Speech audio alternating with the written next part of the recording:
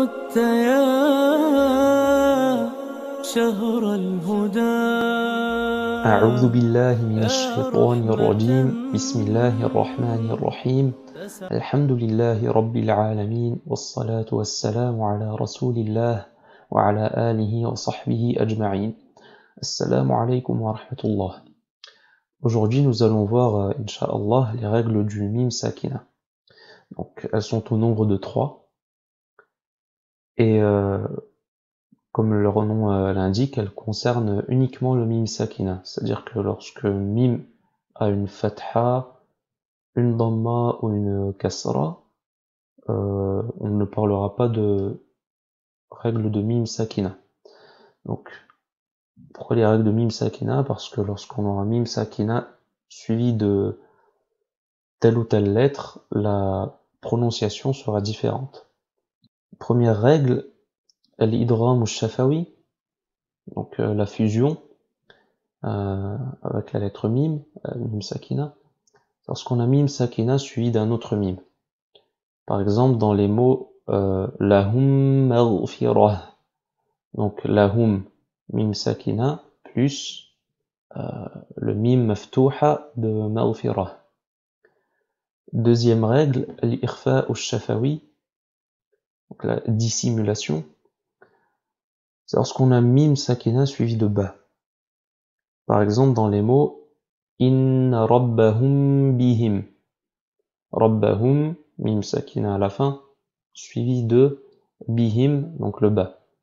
Donc vous remarquez que, comme pour l'idgham al-shafawi, l'ikhfa al-shafawi nécessite un nasillement supplémentaire en fait. Rabbahum bihim, lahum maghfirah. Et la troisième règle, et la dernière, lorsque mim sakina est suivi de toutes les autres lettres de l'alphabet. Et on appelle ça al-idhar al-shafawi, donc l'apparition. Un exemple, il en existe beaucoup, hein. C'est par exemple dans le verset qalat rusuluhum afillah. Rusuluhum mim sakina, et donc ici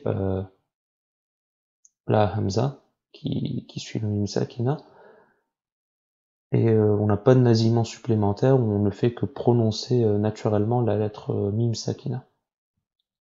Donc pour voir si vous avez compris, vous pouvez essayer de repérer quelles règles sont présentes dans les sourates Quraysh et Suratul Fil.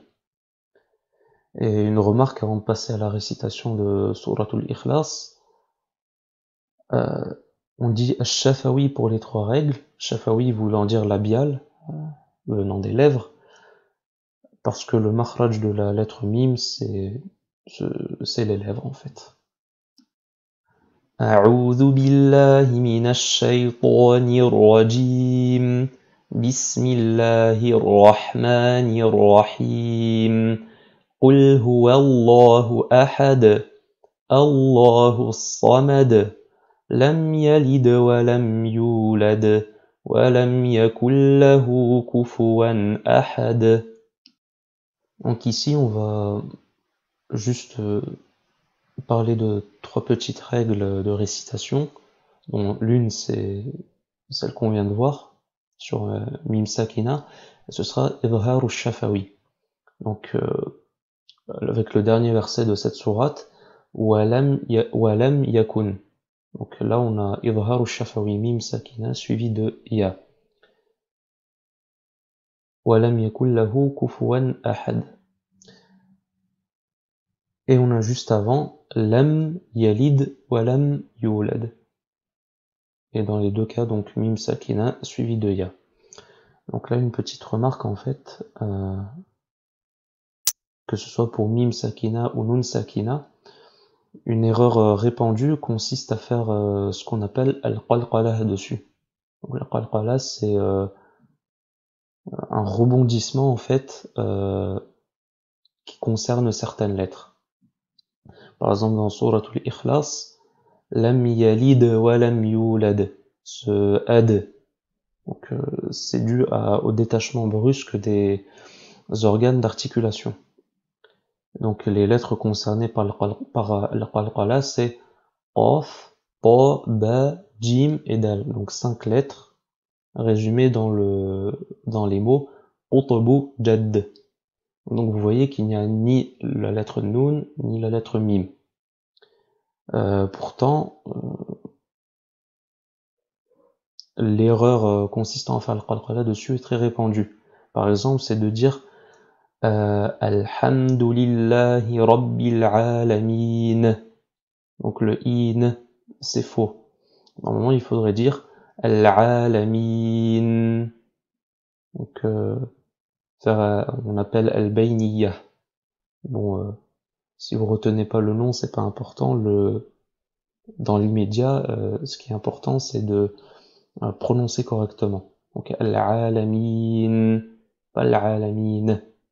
Ou alors Lam Yalid wa Lam dans Souratul Ikhlas. Lam Yalid wa Lam Yulad.